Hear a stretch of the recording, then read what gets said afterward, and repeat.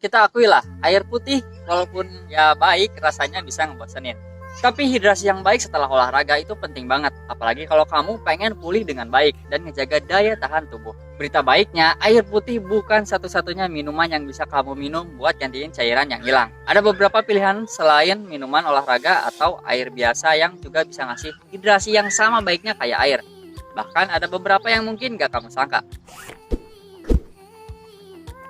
Bagi penggemar coklat, ada kabar baik nih. Susu coklat ngandung 2 kali lipat karbohidrat dibandingin susu biasa. Jadi ini pilihan yang bagus buat bikin pulih setelah olahraga. Konsumsi karbohidrat setelah olahraga bakal gantiin glikogen yang hilang selama berolahraga.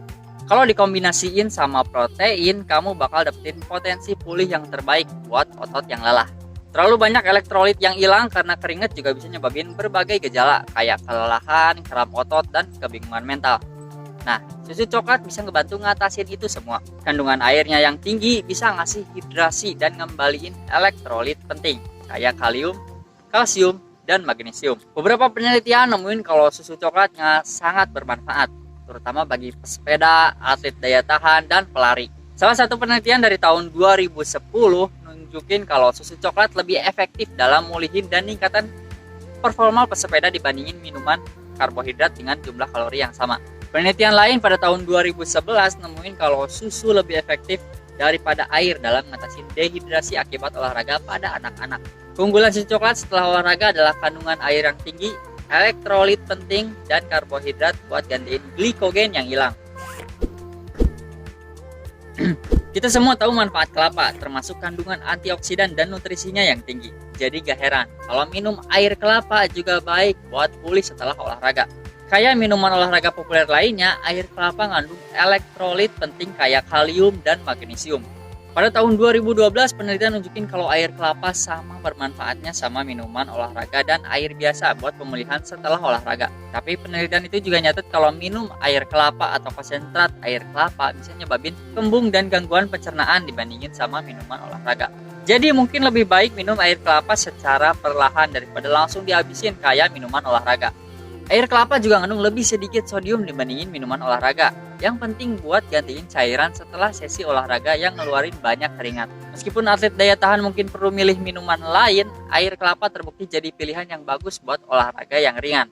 Keunggulan air kelapa setelah olahraga adalah kandungan kalium dan magnesium yang tinggi, banyak antioksidan dan nutrisi, dan kandungan sodium yang lebih sedikit dibandingin minuman olahraga. Jus ceri yang kaya antioksidan ngebantu ngurangin peradangan dan mempercepat pemulihan dan fungsi otot. Kayaknya pas banget buat minuman pemulihan yang efektif setelah olahraga. Salah satu penelitian pada tahun 2010 mempelajari pelari maraton yang minum jus ceri sebelum dan sesudah lari mereka. Dan nyimpulin kalau jus itu ngebantu pemulihan otot yang lebih cepat.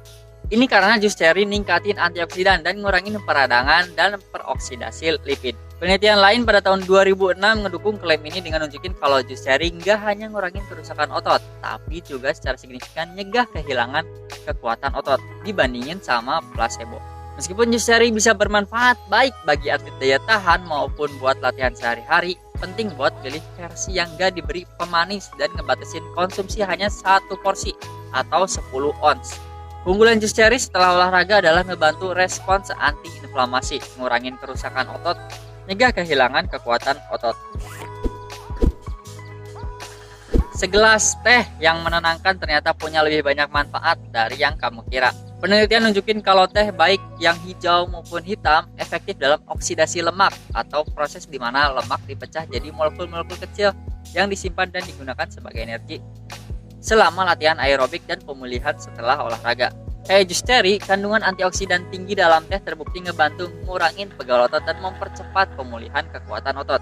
Dalam satu penelitian tertentu pada tahun 2010, atlet pria yang terlatih dapatin banyak manfaat dari minum teh setelah ngelakuin sprint intensif. Hasil tes darah mereka nunjukin kalau mereka punya tingkat antioksidan yang lebih tinggi dan tingkat kortisol yang lebih rendah setelah minum teh yang kaya akan antioksidan theaflavin. Teh juga ngebantu ngurangin DOMS atau Delayed Onset Muscle Soreness bagi para atlet.